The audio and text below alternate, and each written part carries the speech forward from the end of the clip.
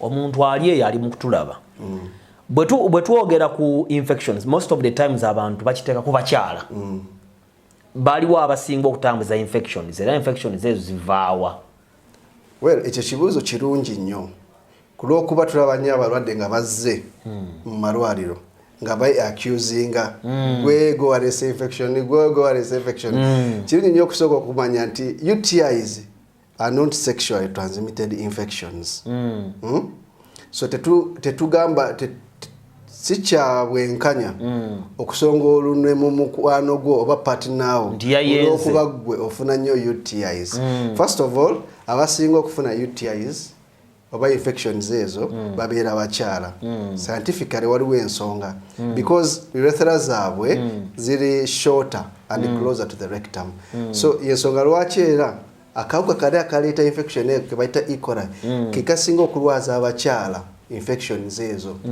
So however, waliwo risk factors oba ebintu byosobola okugamba nti bino bye bisinga okubeera nga bireetera abantu okuba nga balwala endwadde zino okuziddingana. Not causes but risk factors, ebintu byosobola okuliraana kwebyo ebireeta obulwadde buno. Okugeza ng'ogyeko ekyokuba nti omuntu mukyala kyetunyonyodde waliwo ekya age. Tulaba abantu bangi nnyo naddala abakyala abatuuse mu bbanga ery'okuba nti tebakyalwala. Abo bo bali so prone to UTIs. Ensonga because wabeerawo hormonal changes ezibeerawo. Naye musawo abaana abawala abato infections musawo zitulya sikulimba abantu bali mu kkulaba wano. Naye infections zikola ki? Mbadde nkusaba first of all ogenda kubayamba otya nga gwe Adifa medical services. How can they come okubayamba? Kuba bali bagenda kujja nga beekwese n'atya butiraga musawo njeba mfabufi katuogera ku bantu baffe naddala abatulaba basobola kweyambisa batya facilities zaffe wano ku Adifa ne baba nga bajjanjaba infections mu mbeera eyo. Kirungi nnyo.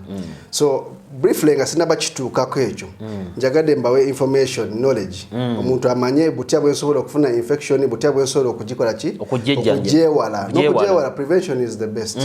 So mbadde njogera ku risk factors nga sinaba kuzimalayo. Ogambye nti abantu abakuze then waliwo kye bayita dehydration.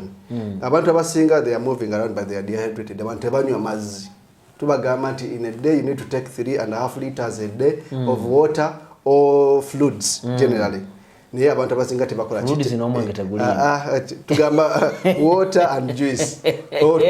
Oyo okwawula mu kuba omuntu ajaga nti musawo mafias owa Adifa yanga nti n'okunywa fluid nayiwa muli tanganya. Sije tugamba. Okitegedde. So kitegeeza nti omuntu oyo wanaatandika okunywa amazzi agamala mu lunaku asobola okukendeza ku mixer gye gikola ki egifuna recurrent UTIs.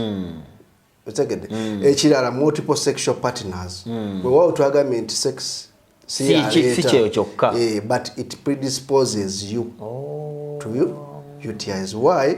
Because during sex wabeerayo ebintu bingi nnyo ebigenda maaso ebigattagana and then during that process infection yeno esobola okuva mweyo area genital area neyingira mu urethra. Okitegedde. So tukubiriza abantu abali eyo naddala abawala abato oba abalenzi abato okulaba nti at least if you are in a dating age otuuse okudatinga you stick to one partner. If not yet tuba encouraging to abstain.